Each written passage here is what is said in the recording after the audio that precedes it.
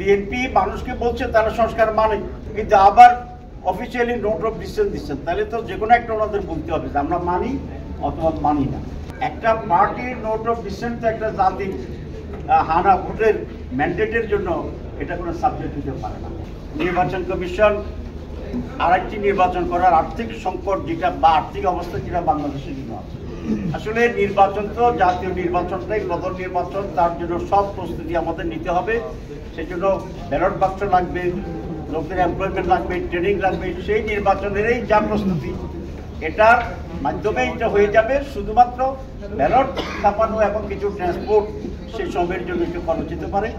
একটি জাতিকে স্থিতিশীলতার দিকে নিয়ে যাওয়ার জন্য এই যে ইনভেস্টমেন্টটা ইলেকশনের জন্য, এটা আমি মনে করি মোটেই খুব বড় নয়। এটা বরং জাতিকে আলটিমেটলি বেশি লাভ হবে, নাম্বার ওয়ান।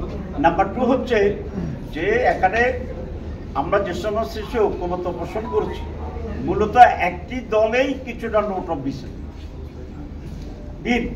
তো বিএনপি মানুষকে বলছে তারা সংস্কার মানে, তো কিন্তু আবার অফিসিয়ালি নোট অফ ডিসেন্ট দিচ্ছেন, তাহলে তো যে কোনো একটা ওনাদের বলতে হবে যে আমরা মানি অথবা মানি না।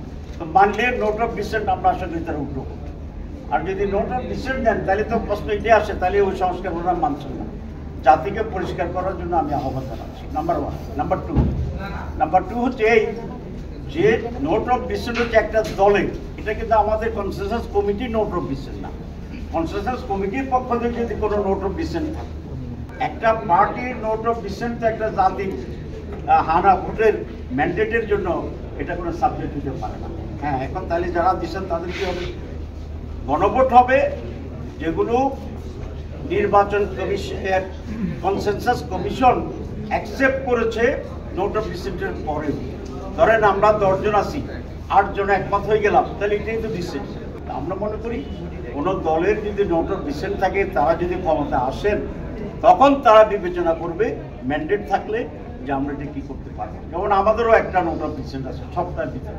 এখন জামাত ইসলামী যদি ক্ষমতা আসে, মানুষের ম্যান্ডেট দেয় একটা গণতান্ত্রিক সুষ্ঠু অবাধ নির্বাচনে, হাসিনা মার্কা নির্বাচনে না, তাহলে আমরা তখন আমাদের যে নোট অফ ডিসেন্ট যেটা আছে সেটা নিয়ে আমরা বিবেচনা করবো।